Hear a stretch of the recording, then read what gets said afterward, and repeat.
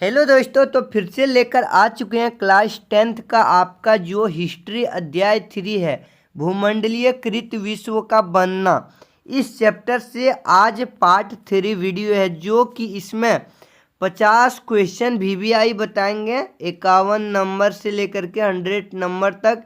इससे पहले दो वीडियो 25-25 क्वेश्चन का बना चुके हैं, पार्ट 1 और 2 जाके देख लीजिए, तब इस वीडियो को देखिएगा ताकि आपको इससे 100 क्वेश्चन आ जाए एमसीक्यू और आपका एग्जाम 2027 में एक भी नहीं छूटे। इस चैप्टर से जहां से भी क्वेश्चन पूछेगा आप आराम से बता सकते हैं, ठीक है।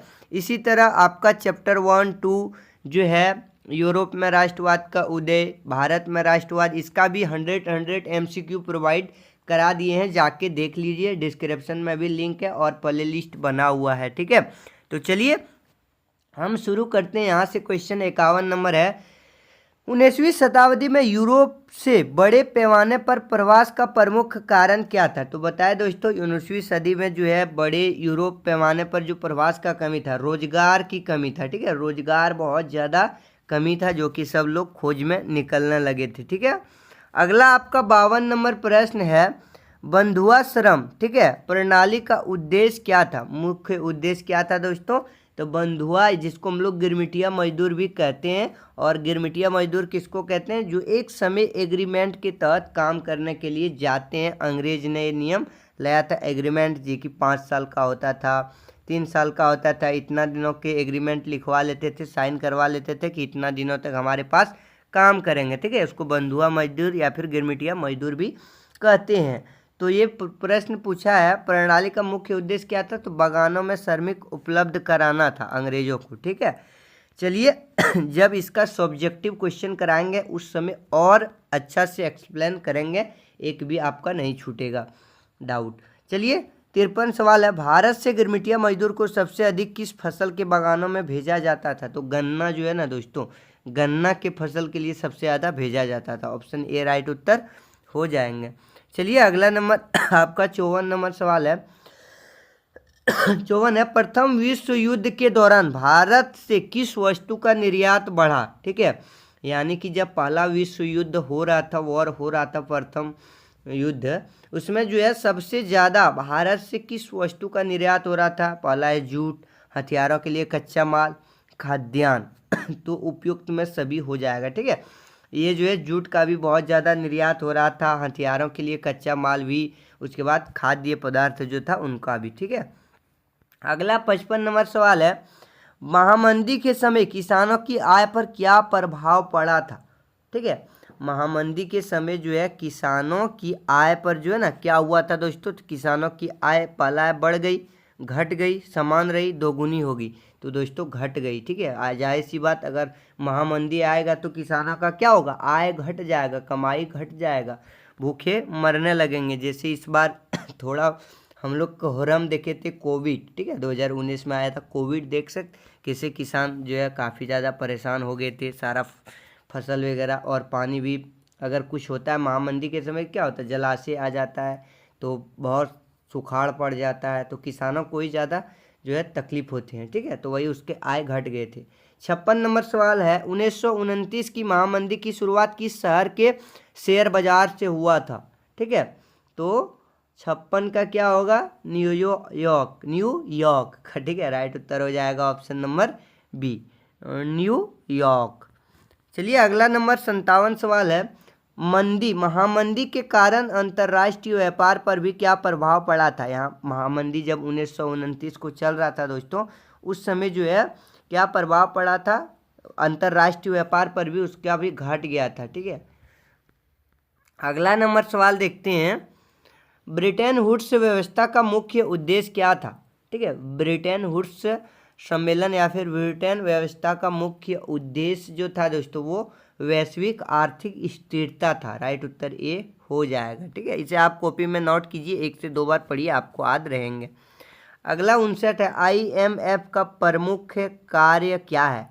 ठीक है, IMF का जो प्रमुख काम है वो वित्तीय सहायता और विनिमय दरों में सहयोग करना। राइट उत्तर इसका हो जाएगा।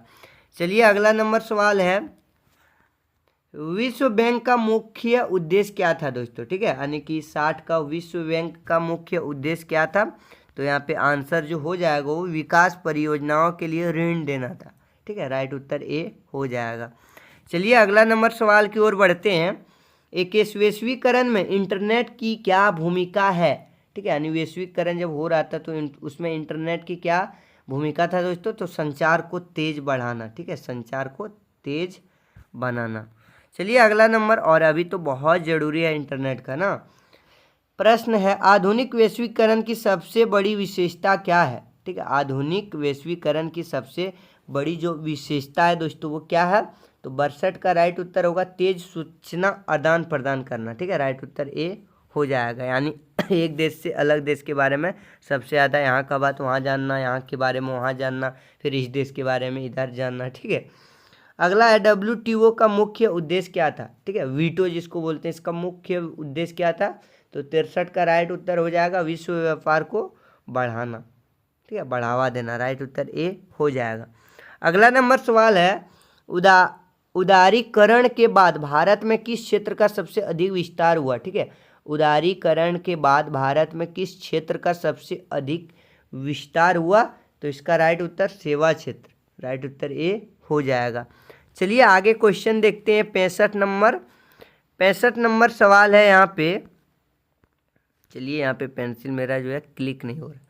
प्रश्न है बहुराष्ट्रीय कंपनियों जिसे MNCs की प्रमुख विशेषता क्या था, ठीक है, यानी बहुराष्ट्रीय कंपनियों जिसको हम लोग बोलते हैं MNCs का इसका प्रमुख विशेषता क्या था, तो इसका जो प्रमुख विशेषता था दोस्तों वो था कई देशों में व्यापार करना, इसका काम था। बहुराष्ट्रीय कंपनियां, ठीक है, एक से दो बहुत सारा जो है कंपनी मिला रहता था इसमें।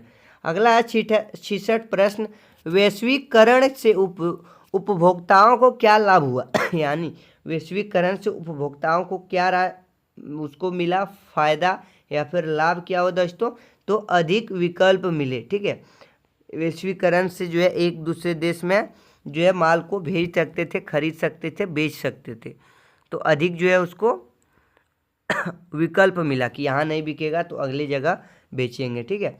अगला 67 वैश्वीकरण का सबसे अधिक लाभ किसे मिला, तो वैश्वीकरण का सबसे अधिक जो लाभ मिला दोस्तों वो बहुराष्ट्रीय कंपनियों को मिला, ठीक है, केवल किसानों को, केवल मजदूरों को, केवल छात्रों को, तो इसका राइट उत्तर होगा सबसे ज़्यादा बहुराष्ट्रीय कंपनियों को मिला। अगला है 68 NCERT के अनुसार वैश्वीकरण को बढ़ाने में किसका सबसे बड़ा योगदान रहा, ठीक है, तो 68 का राइट उत्तर तकनीकी प्रगति का हुआ, राइट उत्तर हो जाएगा ऑप्शन नंबर ए। चलिए अगला प्रश्न की ओर बढ़ते हैं। अगला प्रश्न है 69 भारत में आर्थिक सुधार किस प्रधानमंत्री के कार्यकाल में शुरू हुए थे, यानी भारत में आर्थिक सुधार किस प्रधानमंत्री के कार्य में हुए थे, तो 69 का राइट होगा, देख सकते हैं PV नरसिंह राव, ठीक है, नरसिंह राव, राइट उत्तर ए हो जाएगा। चलिए अगला नंबर सवाल की ओर बढ़ते हैं। यहाँ पे अगला नंबर सवाल है 70 नंबर क्या है, पेंसिल मेरा क्लिक नहीं होता है। चलिए हाँ 70 नंबर 1991 के आर्थिक सुधारों के समय भारत के वित्तीय मंत्री कौन थे, ठीक है, यानी कि 1991 के आर्थिक सुधारों के समय भारत के वित्तीय मंत्री कौन थे दोस्तों, तो यहाँ पे 70 का राइट उत्तर हो जाएगा डॉक्टर मनमोहन सिंह, डॉक्टर मनमोहन सिंह, ठीक है। चलिए अगला नंबर सवाल की ओर बढ़ते हैं। 71 नंबर सवाल है वैश्वीकरण के कारण किस क्षेत्र में रोजगार के नए अवसर बढ़े, IT और सेवा क्षेत्र में, ठीक है, IT कंपनी, बहुत तनख्वाह होता है इसका अगर आप काम करते हैं और बहुत ज़्यादा काम भी होता है। अब जो है 72 ई-कॉमर्स वैश्वीकरण का कौन सा उदाहरण है, ठीक है, ई-कॉमर्स वैश्वीकरण का कौन सा उदाहरण है, तो 72 का ऑनलाइन खरीदारी, ई-कॉमर्स जो है ऑनलाइन खरीदारी होता है। 73 नंबर NCERT के अनुसार वैश्वीकरण का एक नकारात्मक प्रभाव क्या है, ठीक है, तो 73 का राइट छोटे उत्पादनों को प्रतिस्पर्धा का दबाव, जो छोटे लोग थे उसे बहुत ज़्यादा दबाव हुआ बहुत ज़्यादा खांसी। चलिए अगला सवाल है 74 वैश्वीकरण में परिवहन का क्या महत्व, यानी वैश्वीकरण में परिवहन का महत्व क्यों बढ़ा, ठीक है, यानी जो है वस्तुओं का तेज आगमन के लिए गाड़ियों जो है परिवहन चलाते थे, लोग इधर से उधर ले जाते थे, तो क्या हुआ, वस्तुओं का तेज आवागमन हुआ, यानी ले जाया गया बहुत तेज तरीके से। अगला है 75, भूमंडलीयकरण, यानी भूमंडलीयकरण का सबसे महत्वपूर्ण परिणाम क्या था, ठीक है, तो देशों के बीच आर्थिक संबंधों का विस्तार था। राइट उत्तर ए हो जाएगा। चलिए 76 नंबर सवाल की ओर बढ़ते हैं। 76 नंबर सवाल है, औद्योगिक क्रांति सबसे पहले किस देश से शुरू हुआ, आराम से मारना, ब्रिटेन, ठीक है, फटाफट चलिए बताते जाते हैं। भाप इंजन के विकास का श्रेय किसे दिया जाता है, यानी जेम्स वाट को, भाप इंजन का जो है विकास का श्रेय दिया जाता है जेम्स वाट को, ठीक है। और बल्ब थॉमस एडिसन, बताना कमेंट करके बल्ब कौन बनाया था। अगला है, स्वेज नहर कब खोली गई, ठीक है, याद रखना 1869 में स्वेज नहर खोली गई। कहाँ है, ऑप्शन में ए में है, ठीक है, ए राइट उत्तर होगा। चलिए अगला है 79, स्वेज नहर किन दो समुद्रों को जोड़ती है, ठीक है, लाल सागर और भूमध्य, ठीक है, लाल सागर और भूमध्य सागर को जोड़ती है, दो समुद्रों को जोड़ती है कौन, स्वेज नहर, ठीक है, स्वेज नहर दो समुद्रों को जोड़ती है, पहला लाल सागर और दूसरा भूमध्य सागर। राइट उत्तर होगा ऑप्शन नंबर ए। चलिए आगे नंबर सवाल की ओर बढ़ते हैं। यहाँ पे 79 आया, 80 आया ना। चलिए 80 नंबर, रेफ्रिजरेटेड, ठीक है, रेफ्रिजरेटेड यानी शीतित जहाज़ों के कारण किस व्यापार को बढ़ावा मिला, शीतित जहाज़ों, या फिर इसका नाम है रेफ्रिज, पढ़ लेना, ठीक है यानी कि जहाज़ों के कारण किस व्यापार को बढ़ावा मिली, किस चीज़ का व्यापार, तो मांस व्यापार, ठीक है, इसी जहाज़ों से इधर एक देश से दूसरे देश में ले जाया जाता था। राइट उत्तर ये होगा, मांस का व्यापार में जबरदस्त फायदा हुआ। उपनिवेशवाद का मुख्य उद्देश्य क्या था, उपनिवेशवाद का मुख्य उद्देश्य था दोस्तों कच्चा माल प्राप्त करना, ठीक है, यहाँ से कच्चा माल प्राप्त करके अलग देशों में ले जाना। अगला है 19वीं शताब्दी में यूरोप में जनसंख्या वृद्धि का एक मुख्य कारण क्या था, ठीक है, तो 82 का बेहतर स्वास्थ्य सुविधा, ठीक है, बहुत ज़्यादा अच्छा अगर स्वास्थ्य रहेगा तो जनसंख्या में वृद्धि आते ही आते रहेगा, ठीक है, बहुत सारे लोग अब जो है स्वास्थ्य ही खराब हो जाता है, बीमारी से बहुत ज़्यादा डेली लोग मरते हैं, ठीक है। प्रथम विश्व युद्ध का तत्काल कारण क्या था तो प्रथम विश्व युद्ध का जो तत्काल कारण था दोस्तों वो क्या था, तो आर्कड्यूक फर्डिनेंट की हत्या, ठीक है, इसी कारण जो है ज़्यादा तत्काल था कारण। चलिए अगला 84 देखते हैं, प्रथम विश्व युद्ध में मित्र राष्ट्रों का प्रमुख देश कौन सा था, ठीक है, तो 84 का राइट ब्रिटेन हो जाएगा, ए मित्र राष्ट्रों का प्रमुख देश था। अगला 85 देखते हैं, महामंदी के दौरान अमेरिका शेयर बाजार के ध्वस्त होने का प्रसिद्ध दिन क्या कहलाता है, ठीक है, तो 85 का राइट उत्तर ब्लैक ट्यूसडे, ठीक है, black Tuesday BLACK black TUESDAY, ठीक है। महामंदी के दौरान अमेरिका शेयर बाजार के ध्वस्त होने का प्रसिद्ध दिन क्या कहलाता है, तो ब्लैक ट्यूसडे, इसी दिन जो है अमेरिका का शेयर बाजार धड़ाम हो गया था। और हम लोग का अभी, ठीक है, 2026 आज 2 अगस्त है, 2 अगस्त, ठीक है, 2026 चल रहा है, 2 साल से 2000 यानी नवंबर 2023 से अभी तक शेयर बाजार हमारा लुढ़कते जा रहा है ठीक है और इसका अभी जो प्रमुख कारण है दोस्तों वो पता है किसका नाटक चल रहा है, डोनाल्ड ट्रंप चचा का, ठीक है, बहुत ज़्यादा। आज भी जो है वो खुरपाती कर दिया, न्यूज़ में बोल दिया कि ईरान जो है उस पर अटैक हम नहीं करने वाला। कल 3 अगस्त है, देखना मार्केट गैप अप खुलेगा, ठीक है, हमारा शेयर बाजार। इसके बारे में भी थोड़ा आप लोग पढ़िए लिखिए, ध्यान दीजिए, ठीक है, हमको तो है थोड़ा बहुत आइडिया।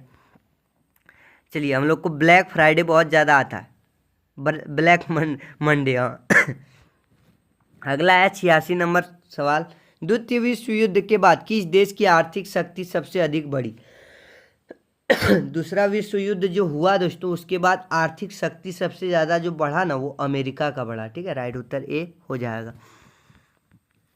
अगला है, ब्रिटेन वुड्स सम्मेलन किस राज्य यानी स्टेट में हुआ है? ठीक है, ब्रिटेन वुड्स सम्मेलन किस राज्य में हुआ है? तो 87 का राइट उत्तर होगा न्यू हैम्पशायर। ठीक है, न्यू हैम्पशायर, राइट उत्तर ए हो जाएगा। और अभी भी डोनाल्ड ट्रम्प अमेरिका को लगता है कि सबसे पावरफुल हम हैं। ठीक है, वो तेल पर हर जगह कब्जा करना चाहता है, स्टेट और हॉर्मोज। ठीक है, ईरान, वेनेजुला पर तो कब्जा कर ही लिया किसी तरह से। 88वां विश्व व्यापार संगठन WTO, वीटो जिसको बोलते हैं, इसका पूर्ण नाम है विश्व व्यापार संगठन। ठीक है, किस संस्था का स्थान लिया है? ठीक है, तो 88 का राइट उत्तर होगा GATT। ठीक है, GATT याद रख। चलिए, यहाँ पे GATT का पूरा नाम क्या है? क्या है?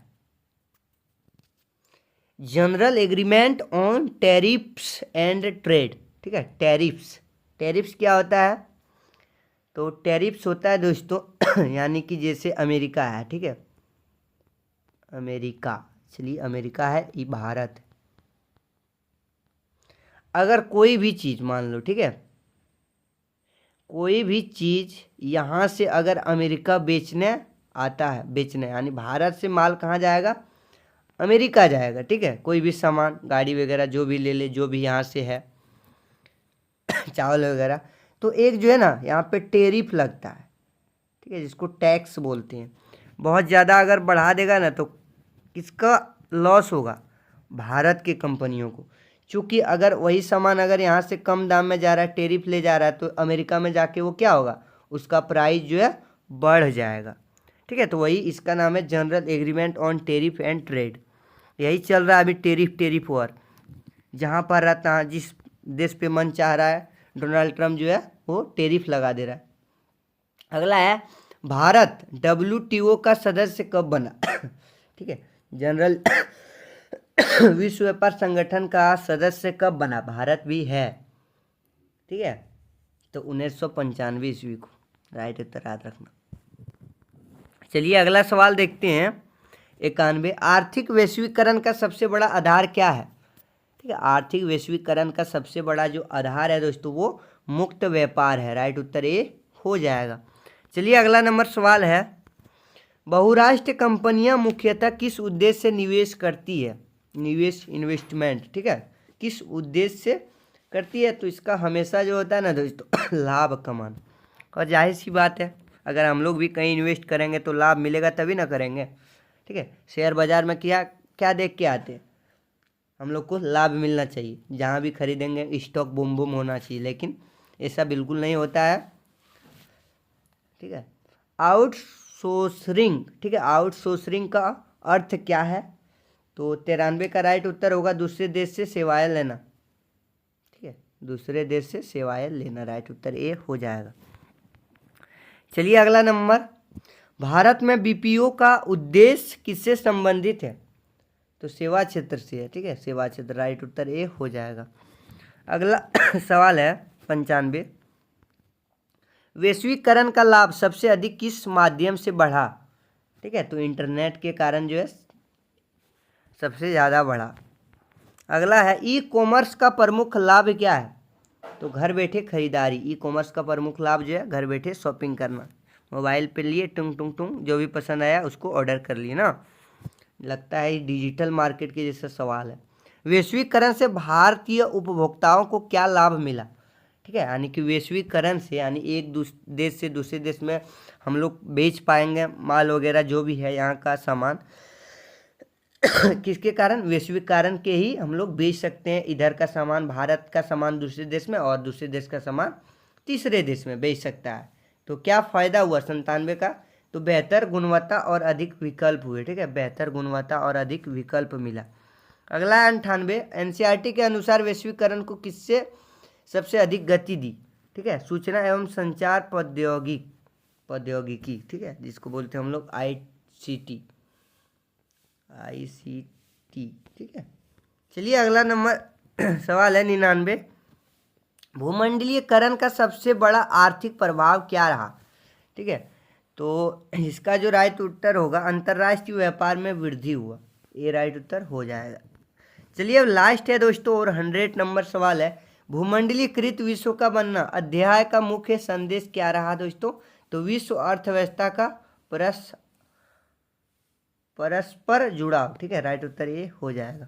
तो ये था दोस्तों 100 क्वेश्चन, इसमें 50 था और पार्ट 1 में 25 बता दिए हैं और पार्ट जो है 2 में भी 25 बता दिए हैं। जाके देखिए, बहुत मज़ा लगेगा। आप लोग एक बार अगर इसको पढ़ लेते हैं ना तो आपका एग्जाम में इस चैप्टर से कहीं से भी सवाल पूछता तो आराम से आप उसका उत्तर दे सकते हैं। ठीक है, तो चलिए अगर वीडियो अच्छा लगे तो एक लाइक भी कर दीजिए ताकि हमें भी मोटिवेशन मिले, और आप लोग कमेंट में बताना इसमें से कुछ आपको नया सीखने को मिला या फिर नहीं। ठीक है, और अपने दोस्तों के साथ भी शेयर कर दीजिए। तो चलिए फिर मिलते हैं अगले चैप्टर के साथ, तब तक के लिए धन्यवाद, थैंक यू।